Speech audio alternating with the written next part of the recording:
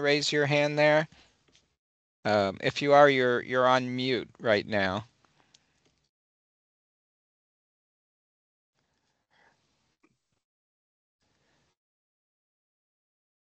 There we go. Okay. Can you hear me now, right? Yes. Let me just get back to paint for 10 seconds.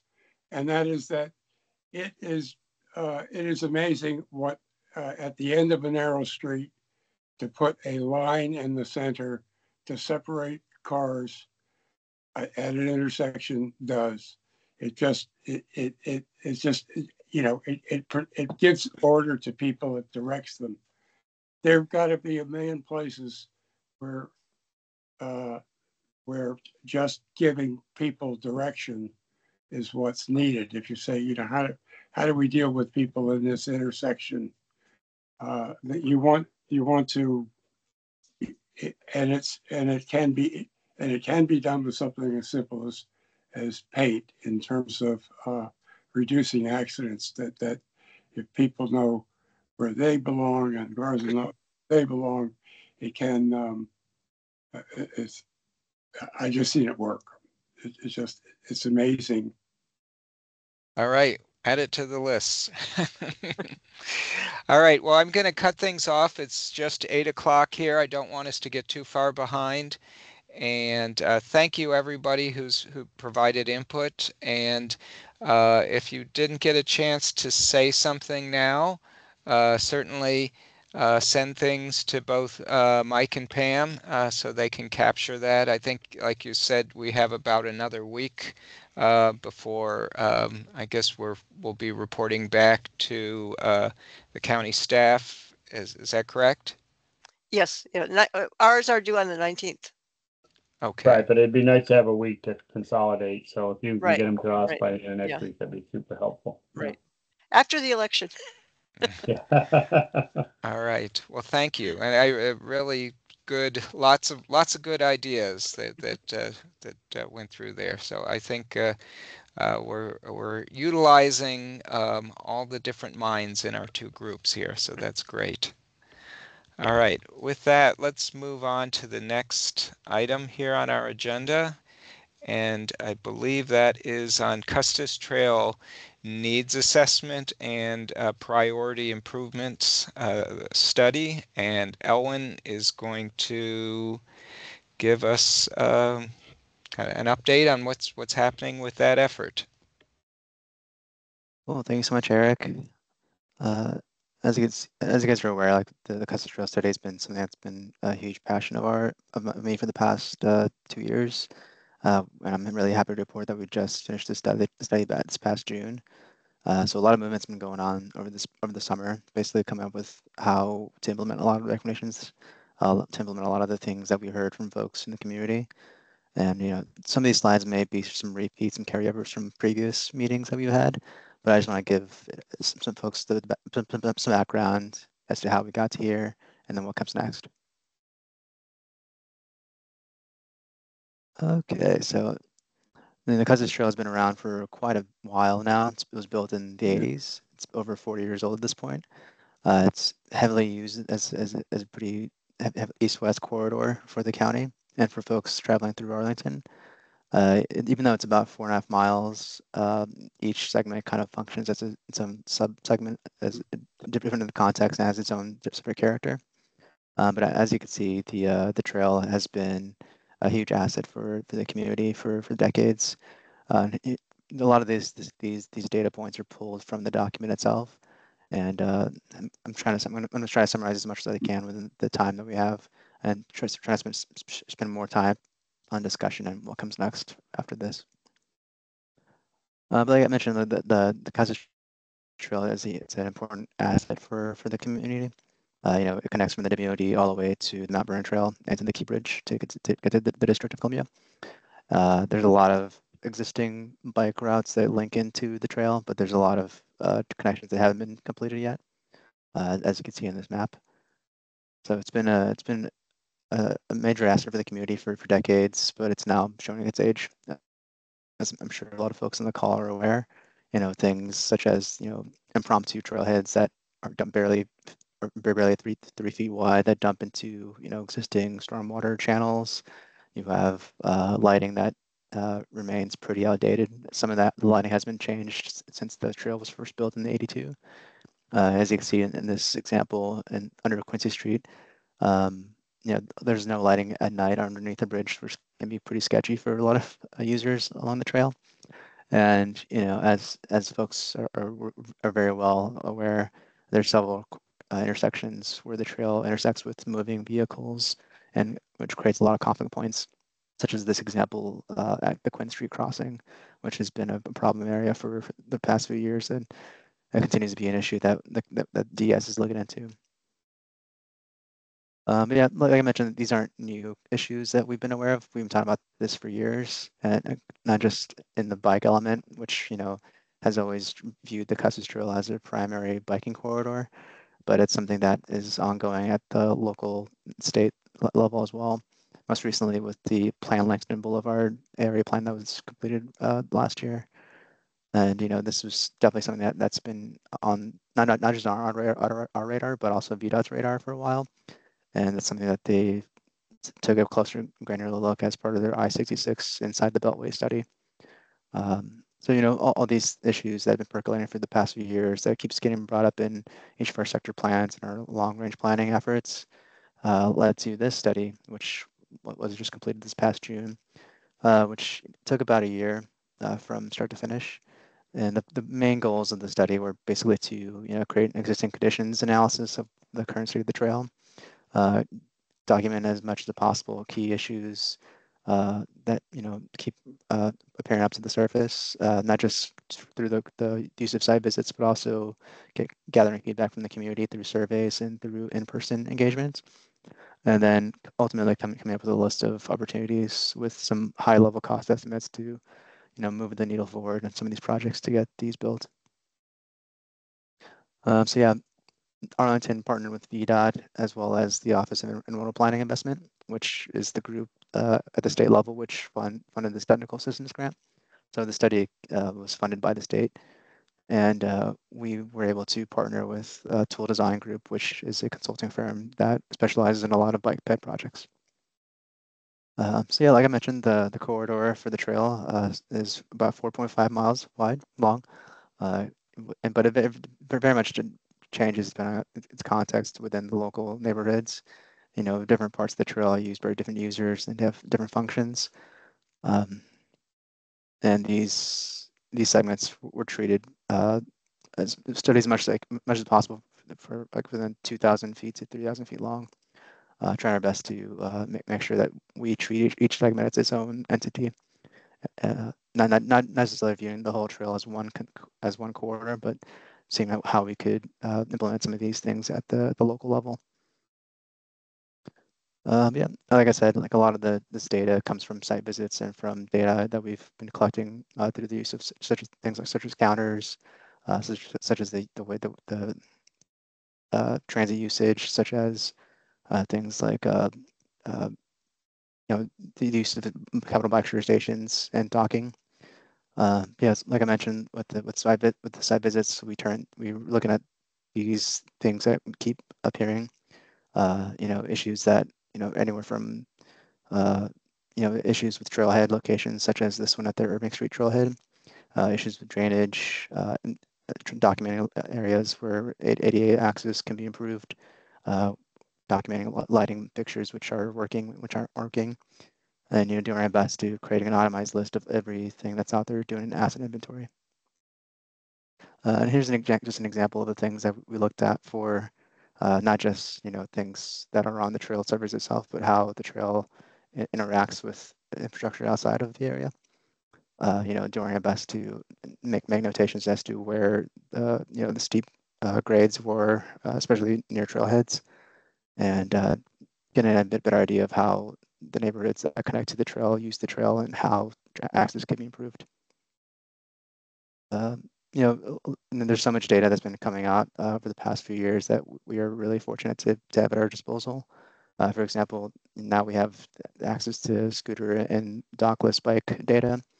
And as you can see, like this is a snapshot in time, but as you can see, the as the closer you get to Roslyn, the busier the trail gets, which isn't necessarily a surprise for folks, especially with the newest segments, which are wider than the historic trail widths throughout the rest of the trail.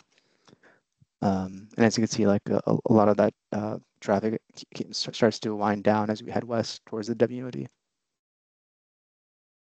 In terms of bike share, it seems as if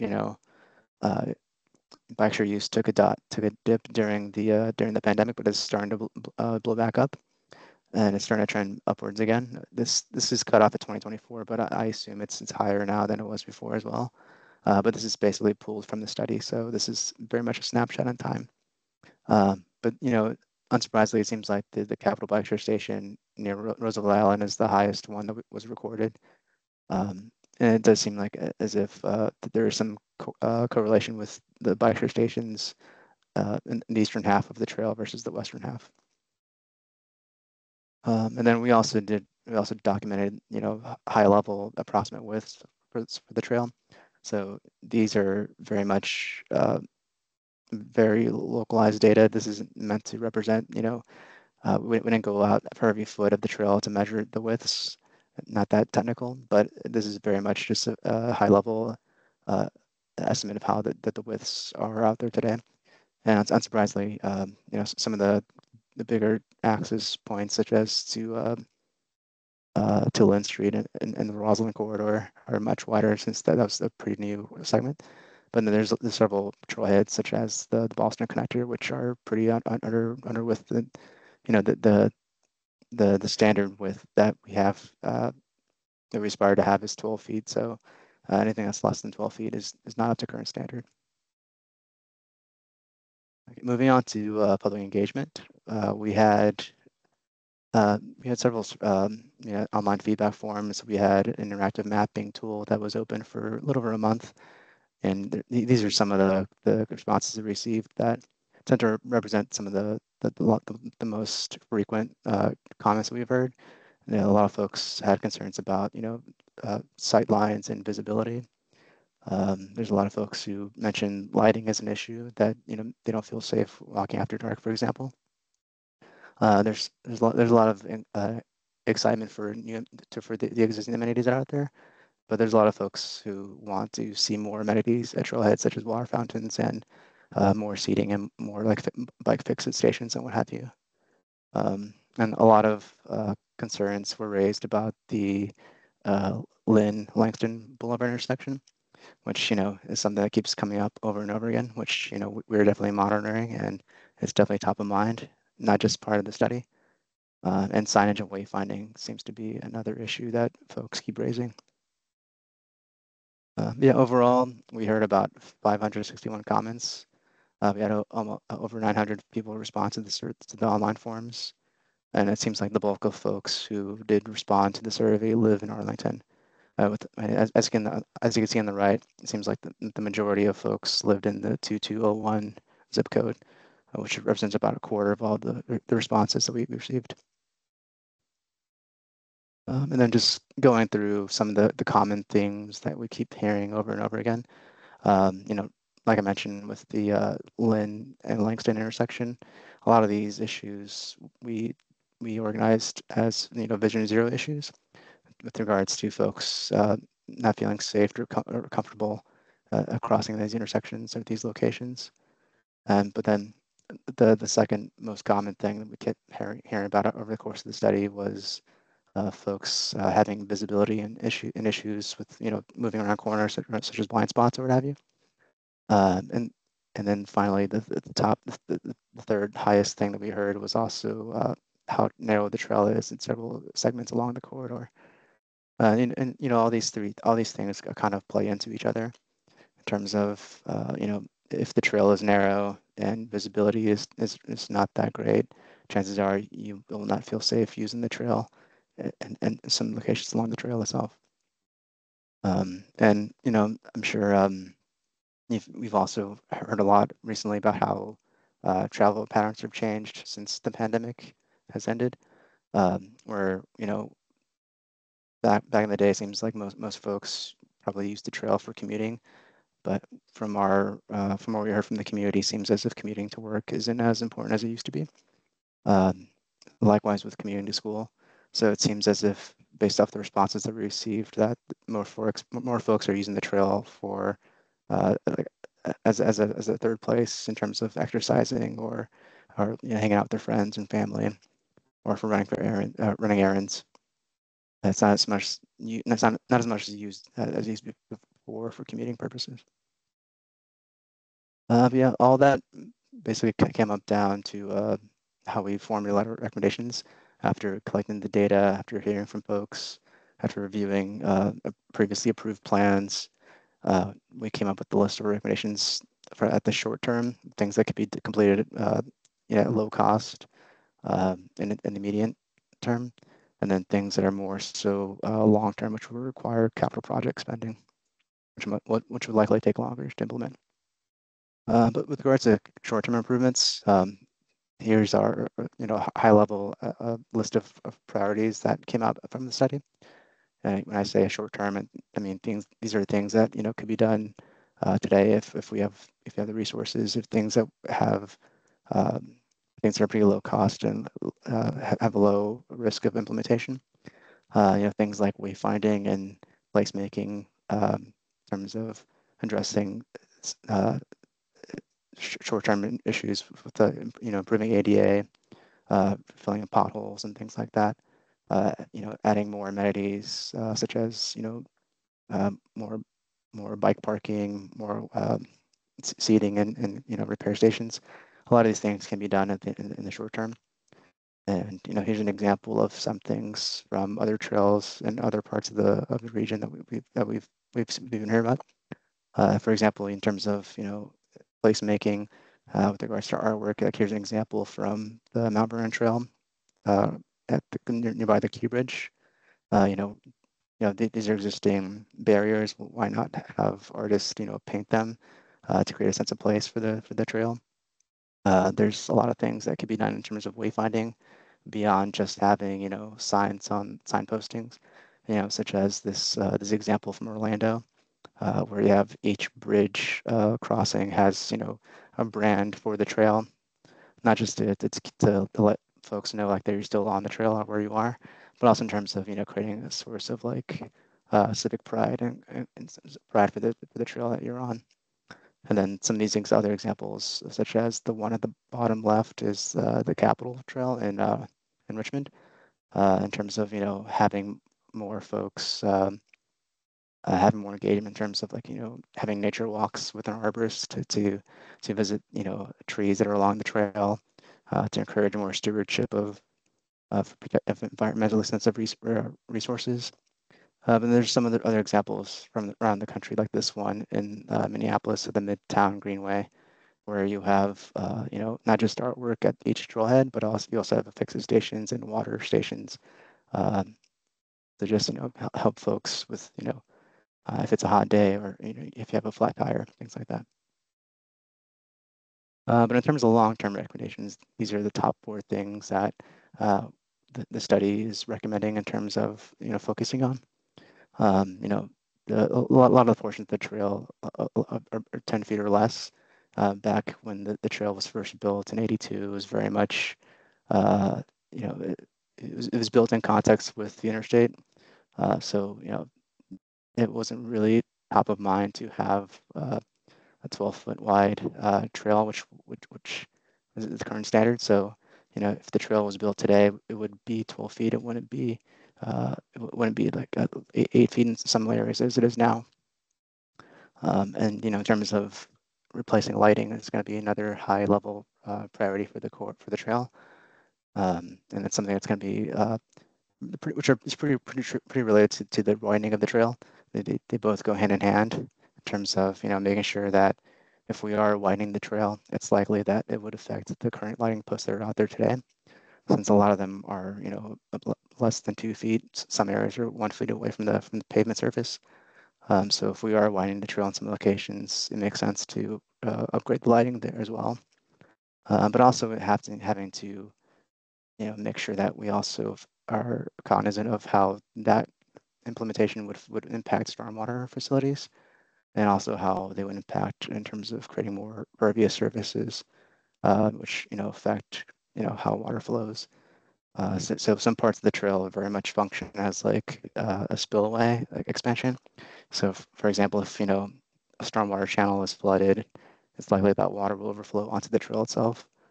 So it's important that when we talk about any kind of upgrades to the Custis, that we also focus on how to modernize our stormwater infrastructure to meet current standards. And then, as was mentioned before, I believe Randy mentioned it, some parts of the trail are pretty steep. So this is something that is very a high priority. But all four of these things are pretty interlinked.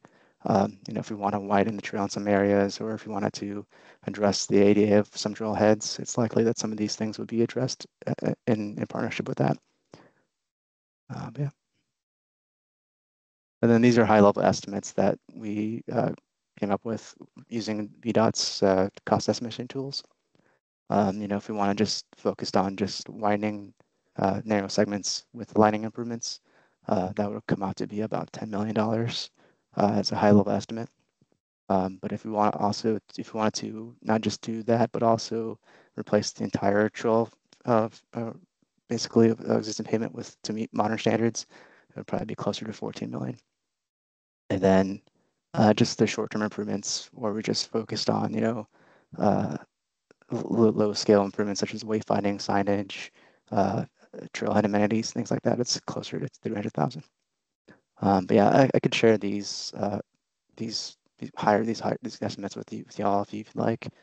We have spreadsheets that we used, which were provided from BDOT.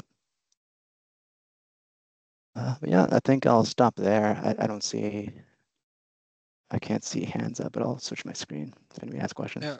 No hands yet. I actually do have a question for you. And I see Cynthia has come, but I wanted to just ask you quickly about lighting. I know there have been some issues in the past with regard to lighting because a lot of the light poles are Dominion owned.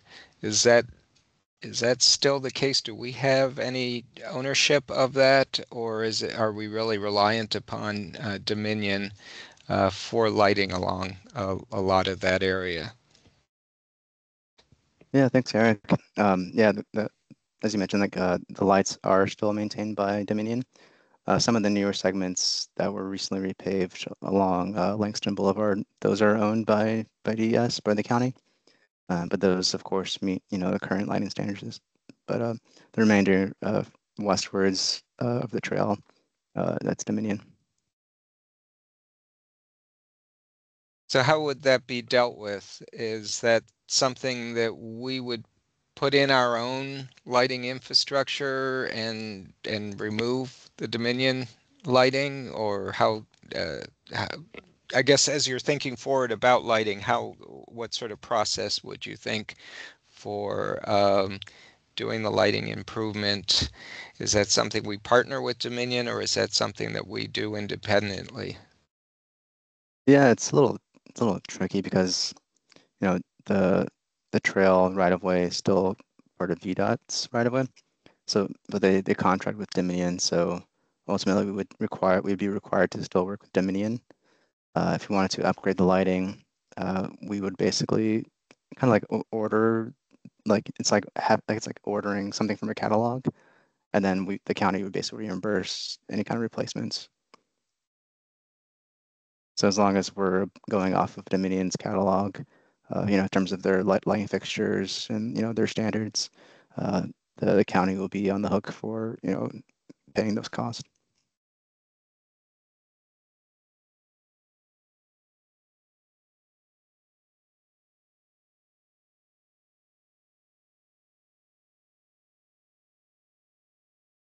I think I will jump in here.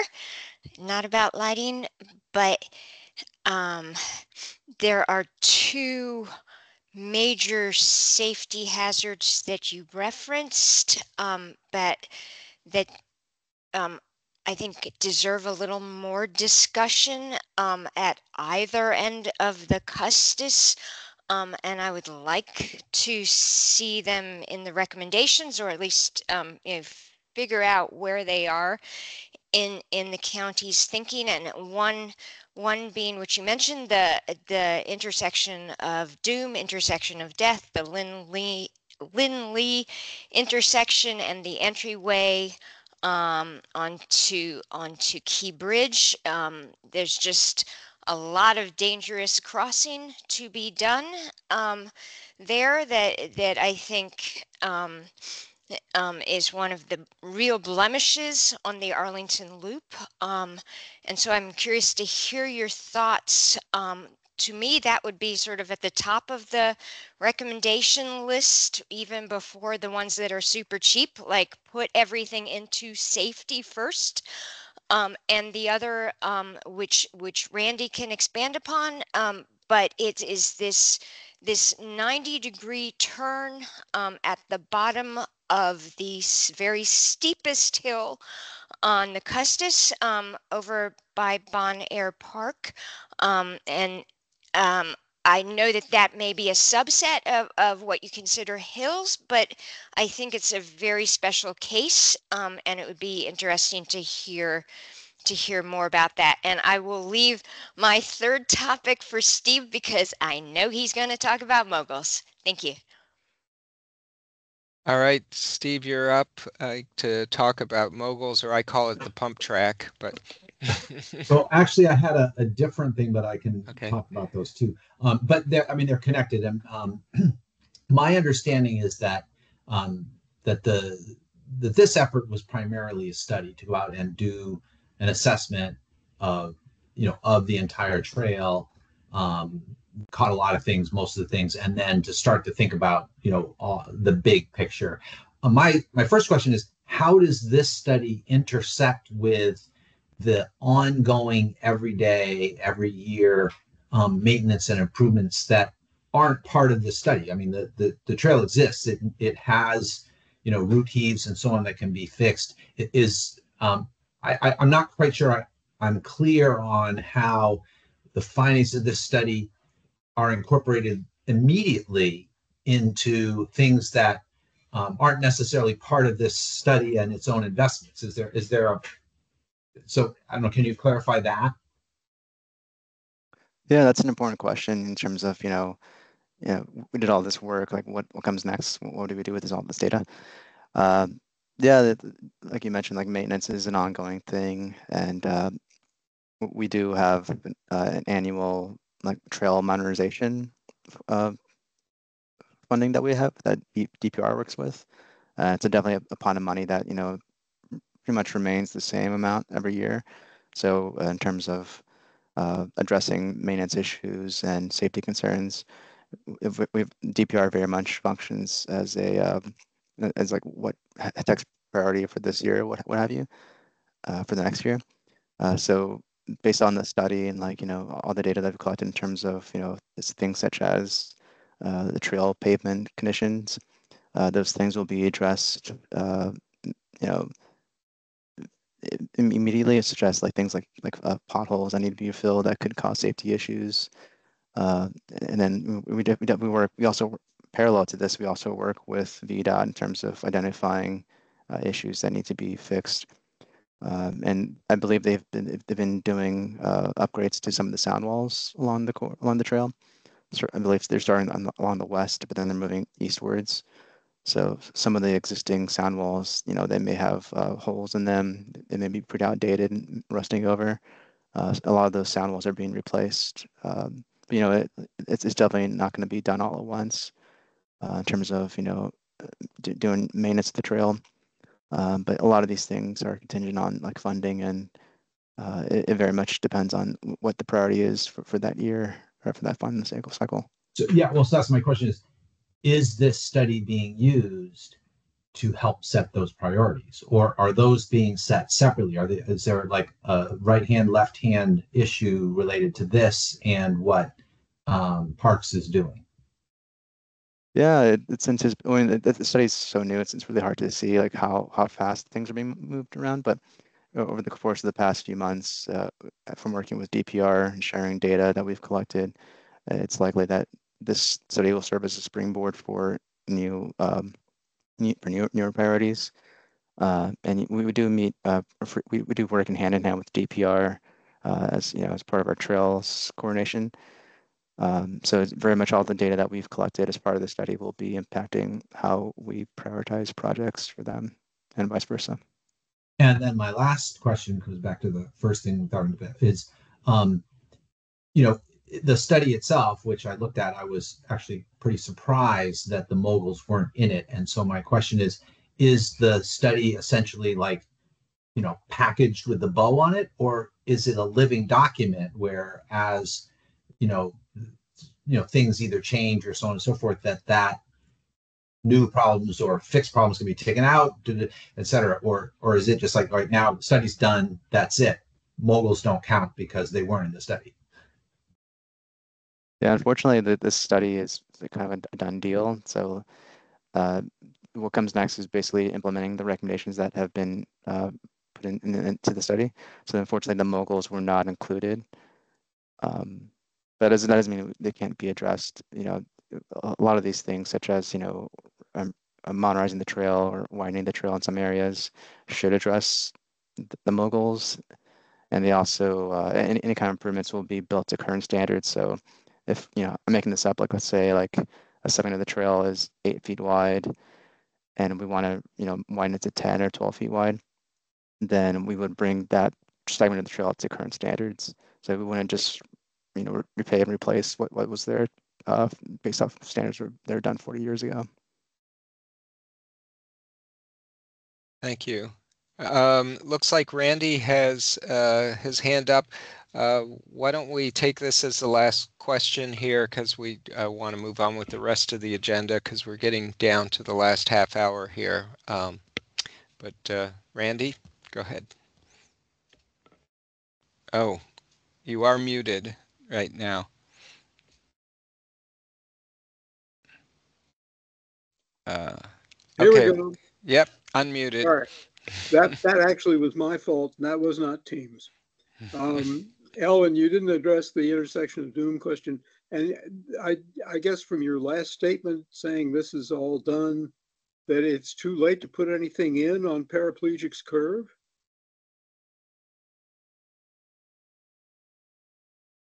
Yeah, that's correct. The study was, the study was funded as part of this state grant. So they very much had a hard deadline of this past June. So that, even if the study was, funded by us, that time has passed. So the study is pretty much like the completed process. But going back to what you mentioned in terms of, I believe you call it quadriplegic hill, in terms of going down to connect to Bonner Park and with Lennon and Langston, the intersection of Doom. These are, continue to be high level issues that the county is monitoring. And it's likely that, any kind of process would have to be not just up to DES to decide, but it's also, for example, with the Lennon Langston intersection, that's going to have to be addressed with VDOT as well. And it's something that keeps coming up, not just part of the Custis Trail study. This is something that came up with the Gateway Park study that is in process. It's going to be also as something that to be addressed with the new boathouse project that MPS is working on. So this is something that's been in discussion for years, and yeah. But quadriplegic curve is not one of those things that's been in discussion. It's not being taken up by anybody else but Arlington County. If it's not featured in this study and not put forth as something that we need to work on, it will be there forever. Yeah, I understand. Like I mentioned, it's going to be an expensive fix probably with that. I don't know the exact sloping, of that. I know it's one of the steepest hills along the trail. So when we looked into providing these estimates for how to address some of these elevation challenges, with regards to come up with this cost estimates, it's likely that when we talk about addressing sloping, that we're doing our best to make sure that things meet ADA, and that segments of the trail are as flat as possible. So I mean, I can't make any guarantees, but it's likely that we will address that section of the trail at a later date. I don't think that um, the request is necessarily to flatten that portion. I never imagined that. It's to deal with that very dangerous curve. And that's a different matter. And there are ways to fix the danger at the curve without flattening. I mean, of course, we all go up and down all day, but that wasn't. I don't think that that was the issue. I think it's the curve and the way it's structured. So if you should go slightly off or run into another, pedestrian or cyclist, it's just there are ways to fix the curve without flattening the trail, I think. Right? Cynthia, where is this problem area exactly? The It's where the underpass. trail goes under I-66, the only place where it does. It's out Okay. near the end of the trail where it runs into the T intersection with the Washington and Old Dominion. Actually, it also goes under at Lion Village. Does it? Okay. Yeah, but And we used to call it Dead Man's Curve. So then we called it Dead Person's Curve. And then somebody crashed there and ended up as a quadriplegic. And Rich Viola pointed out that nobody had actually died on the curve. So we started calling it Quadriplegic's Curve. And so that's the name for it now. And I'm really disappointed that we do a whole study like this and spend a lot of money trying to figure out what to fix on the Custis Trail. And I had pointed it out before. I don't know why it didn't get picked up, except that it sounds like you decided that it was just too big a problem to try to address. So I guess it's going to be there forever. And what happens is you go down that hill too fast, you go off the curve and you're into riprap and then bang up against the concrete of the pier, that supports the highway. I mean, it's just about the most dangerous place I think I ride in Arlington, as far as the trail configuration goes. It's the only place where people are possibly going to die without a car hitting them. So I just don't understand why it was left out, even though it's a very expensive project. I realize to do something about it isn't going to be cheap or easy, but there must be ways to deal with it. Anyway, that's my 2 cents. Well, thank you, Randy. Elwyn, hopefully you can add that in your notation on this effort, as far as being a listening session with us in terms of what our concerns are. So, I also might make the suggestion that since we're still, the map for the master transportation plan is still open, one could put comments into that map, into the master transportation plan, I believe. So for some of these issues that didn't get into this study, they could be, highlighted there. and that sounds like a good suggestion. Thanks. Thanks, guys. Should we move on to the next item here? Just to want to make certain we get the whole agenda in. So I guess we're going to get a Bike Arlington, Walk Arlington update from Mary Delau. Hello. Okay. So I will be concise. So we received printed copies of the new bicycle comfort level map from the printer on Wednesday, and the landing page is live. So I emailed it to the BAC and just want to reiterate, thank you very much to everyone who spent time on it. A lot of you did. A lot of you were really invested, gave some great feedback, and I really appreciate it. So that is done for the next 2 years. Then we had Lighten Up Arlington last year. So we were on the trail October 29th, 30th, and November 1st. We were on the Roslyn Custis. Then we were in National Landing in the water park just by the Mount Vernon. And then we were on the WNOD at Columbia Pike on Friday, giving out the flashing bike lights. And then we had some reflective vests and reflective bags and gave out the new comfort map, the walkabouts map, smart cycling guides, to mark the end of daylight saving time, alert people that that was coming up. So that also, we had great weather. That went well. Across the 3 sites, we engaged with 551 people, and we had great help from our bike and walk volunteers, and Pam helped, and Randy helped, and Randy even took some lights with him and gave them out tonight, which was awesome. So we have no lights left except the ones that had dead batteries. So now I have to get new batteries for them, but happy with how that went. And just as an aside too, Matt Jones of the National Landing Bid came and gave us in National Landing all these like gorgeous headlights and taillights, like nice, good, expensive ones to just give out. So that was awesome and unexpected. So they like did really well at that site. And then whatever we didn't give out there, we took to Columbia Pike, and then I gave them to Henry, the ones we didn't give out for like community partners program or some of the people he engages with who might need a good set of lights. So that was really generous and unexpected.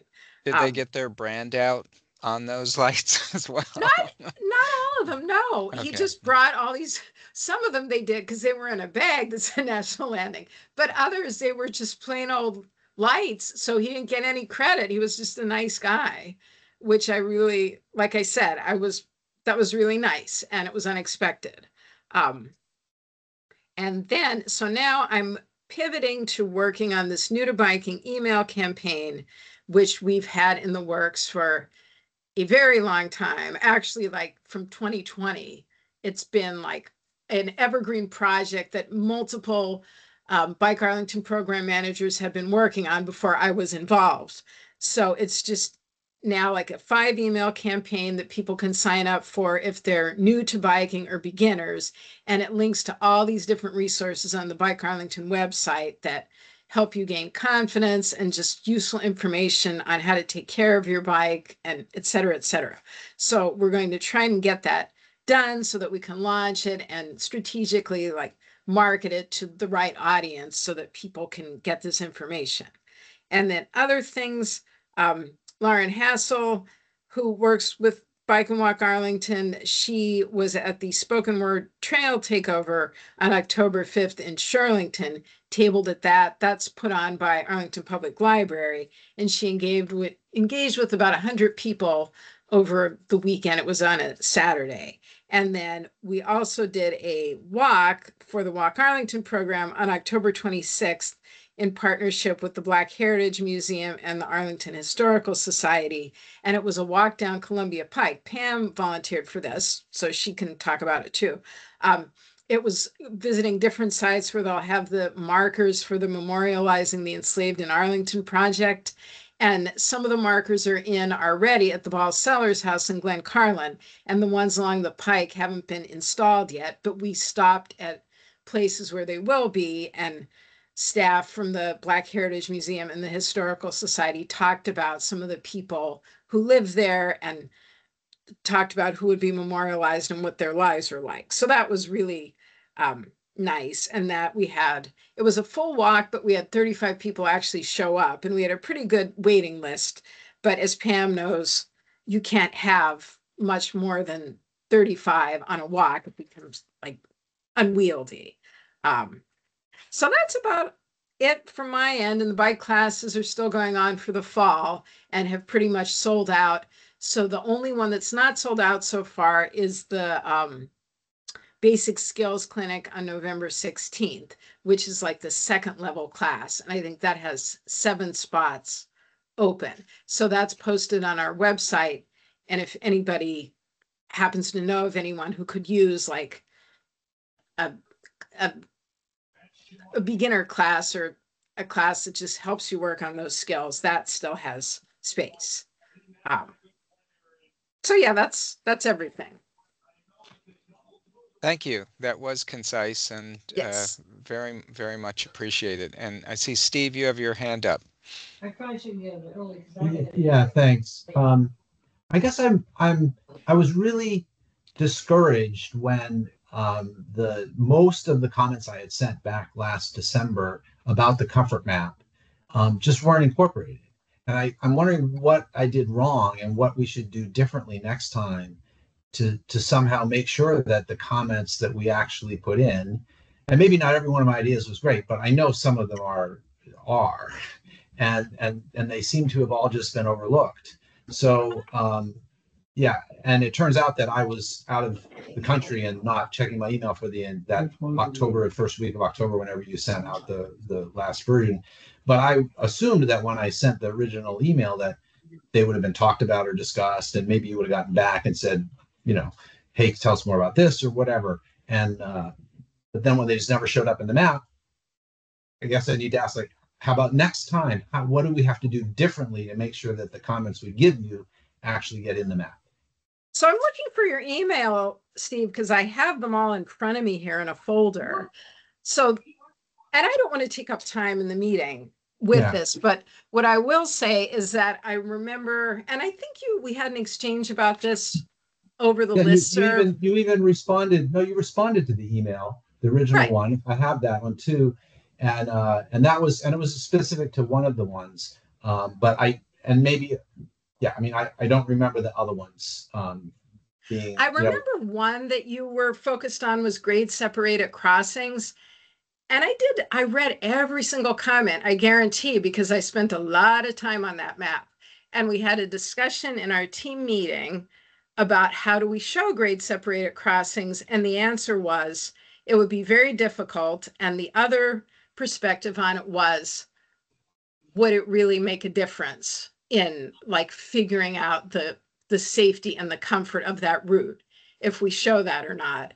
And we decided, no, it probably wouldn't. So we didn't worry about that.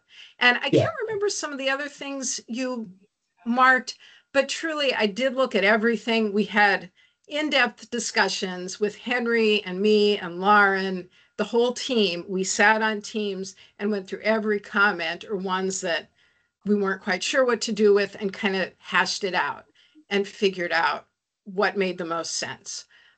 So like if there are specific things that you're really concerned about, we can talk about it or have another meeting or a call. I just can't remember them all, but they're the two I remember. And the issue with that sidewalk is that we do not have map symbology for a sidewalk. And so at that stage in production, it's like, do we create something new for this one segment? That's not the one. That's not the one. I mean, we don't have to go over them now because it'll be 2 years before you print it again. So just get back to me then. Okay. Right. Well, let's move on. We have about just about 15 minutes. Our discussion that we were going to do was for about 20 minutes, so we're definitely behind.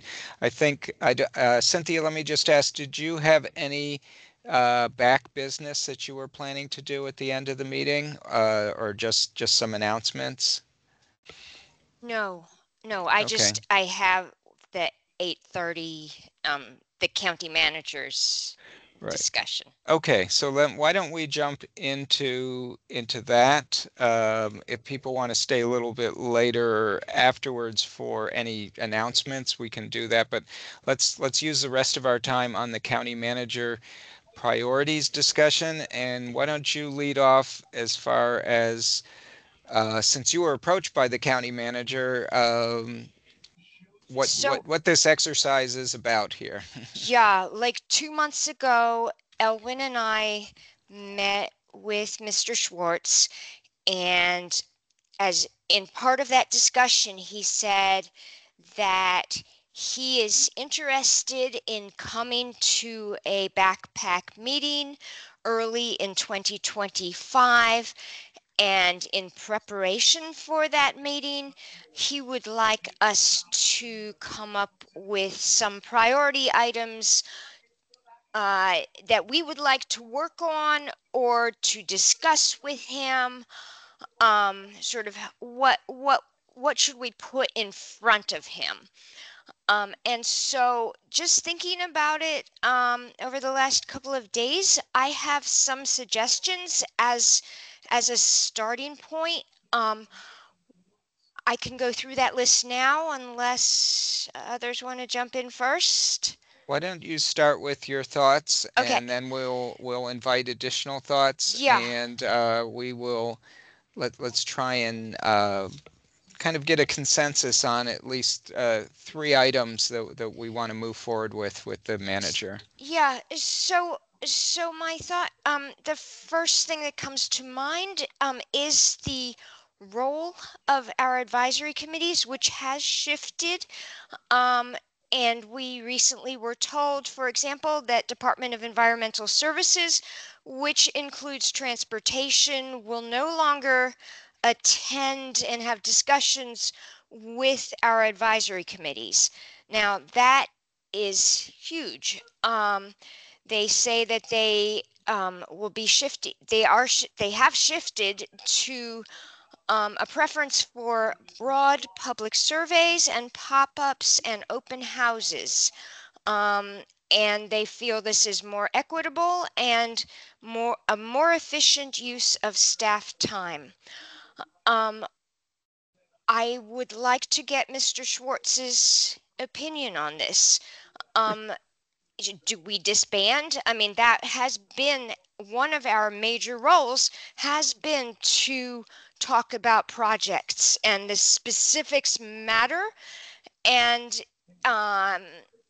there's sometimes tension between our committees and county staff, and that is in part because we don't know about projects, then they happen, and then we're like, why are you doing this?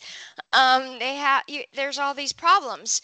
So I think it's going down the wrong route personally, but it would be really great to hear what the county manager feels should be our role in advising him.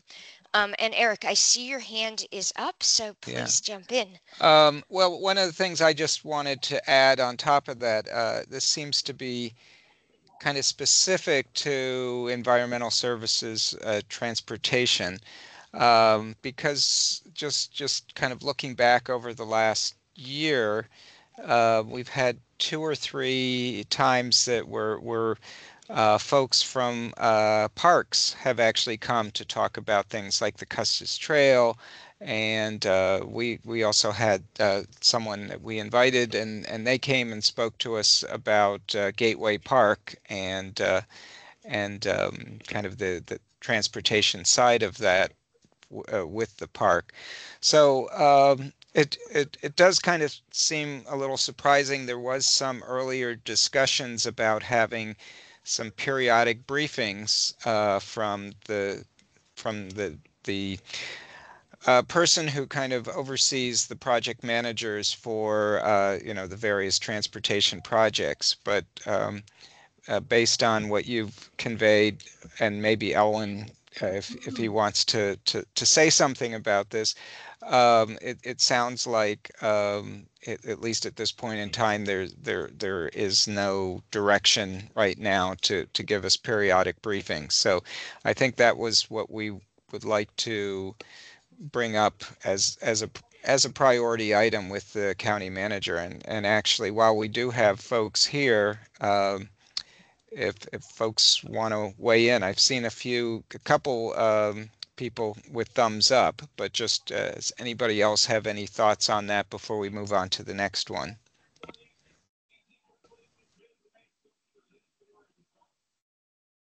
Okay, with that, I guess I had my hand raised. But with that, Cynthia, why don't you go on to the next potential priority? It would also be good to hear what Mr. Schwartz has in mind with regard to the master transportation plan. If we are getting rid of the bike element, which members of this committee and others put an enormous amount of work into, and it has I mean, it has such richness and specificity. And if we create this high level, sort of comprehensive, but 10,000 foot level document, how is it going to have teeth? And it would be interesting to hear Mr. Schwartz, because I'm sure he's thought about it, sort of what he has in mind. And that could include a lot of our sub issues, sort of how will it involve Vision Zero? How will it address the crossing at MOTs. Shirlington Road and that intersection of Doom and the paraplegic's curve, and MOTs. There's just so many sort of subsets of really important issues, and I'm not sure, the 10,000 foot level document will be able to fix them in the needed detail. Thanks. And did you have a third item too? So I'm sort of merging them. Okay. So I mean, yeah, there are more You were- examples, like Route 1, which we could discuss with him too. And you had the specifics of also the Shirlington area as well as one that's kind of been Yeah. our big priority that we've let the manager know already in terms of I guess the CIP effort. We mentioned that as well. And Pam has a hand Pam up. has her hand up. Yeah. Yeah, one issue that I mentioned to you just before the meeting by email was our long lost charter. And we really would like to get that resolved. We would like some of these things in writing so it'll be clear exactly what we can do and what we can't do. So I think that would be part of the discussion too.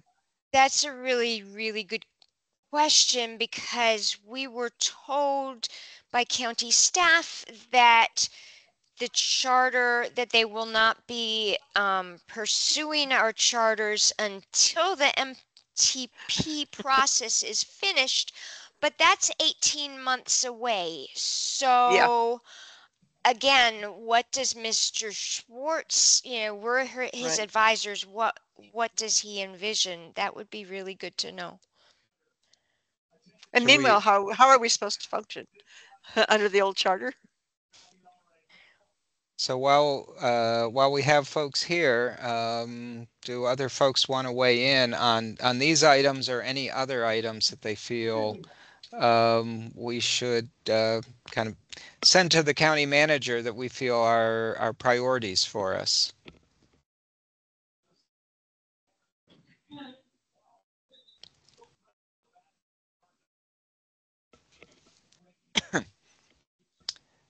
So I don't see any hands up. Anybody have thoughts? I know it's sort of on the spot, but we are looking for any other suggestions or even just agreement for us to move forward with these three kind of general items. Do we need a vote to pursue these issues, to write a letter? Or are we all good and we just do it?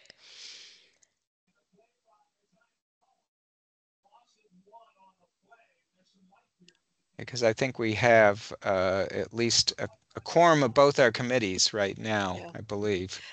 Okay, I move that the backpack pursues this, starting with the topics that have been raised by Cynthia Palmer and Eric Goodman, and we'll go from there. Thank you. Second? Do we have a second? I'll second. Make All a right, back thanks, second Mick. to a PAC movement. Okay. All right. With that, Cynthia, I guess you and I can initiate a letter and we'll send it around to get comment and then get it to the manager. And we want to try and maybe get that out by mid-month. Does that sound reasonable? Certainly before the major holiday. Middle of which month? The month we're in right now. So maybe, before people start leaving for the holidays, or do we want to wait and maybe do that after? Maybe it would be best to do it after Thanksgiving, to actually get it in front of the manager so it doesn't get lost among, people leaving on vacation. So early December then. Why don't we shoot for? Sure. Okay. All right. Pam, I see your hand up. Yeah, I want to mention 3 dates coming up. If Okay. we are moving on to other business. The first is the next PAC meeting, which is on the December 11th. I cannot attend. It is the second meeting of the ATF advisory group, and I was basically told I really now need to go to that meeting. So you can do whatever you want, but I cannot be there. Okay. The next is that Cynthia has been successful communicating with Dan Reinhardt, and he has confirmed that the final PM meeting is going to be on January 14th, and he wants to meet with us again on the back date, which is February 3rd. Is that right? I think February 3rd. And this So we is do for the Route Route 1 1. project. Yeah, Yes. yeah. Okay. So this will be the final engagement probably with VDOT for phase 2. And probably some of it will be dependent on what happens tomorrow with the election. It may. So yeah, so I just wanted to put those on people's radar. Okay. And Cynthia said that if you don't meet on as a separate PAC on December, she welcomes people to attend the BAC meeting, which sounds interesting. Okay. S- Well, we'll And go ahead. and for the BAC meeting, which I believe is December 2nd, Elwin and I are working on organizing a panel on side underride guards, That's cool. and the possibility of bringing them to Arlington trucks, which would be awesome. So I think that'll be a really great discussion, and the BAC and the PAC are most invited. All right. Well, we'll kind of open it up for a moment. Does anybody else have any announcements before we adjourn the meeting?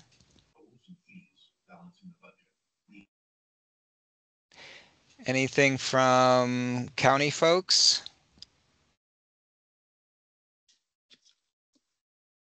Okay, well, if no comments at this point, we can adjourn. I guess it's 9:02 p.m., so we're right on time. Very much appreciate everybody's input. I think we had some good discussions, and really enjoyed everybody's input at the beginning during the introductions. That was great. So. And Elwin, thank you for all of your cooperation with this meeting. Yes. And if you can send me a link to the recording and whatever's in the chat, and a verification of who's actually here, that would be great. Thank you so much. Yeah, Take care. sounds good. All right. Well, bye, everybody. Don't thank forget you, to everyone. vote. Yes. If you haven't already. All Thanks, right. everyone. Take care. Thank you, Thanks, guys. everyone. Thanks. Good night. Good night. There you go.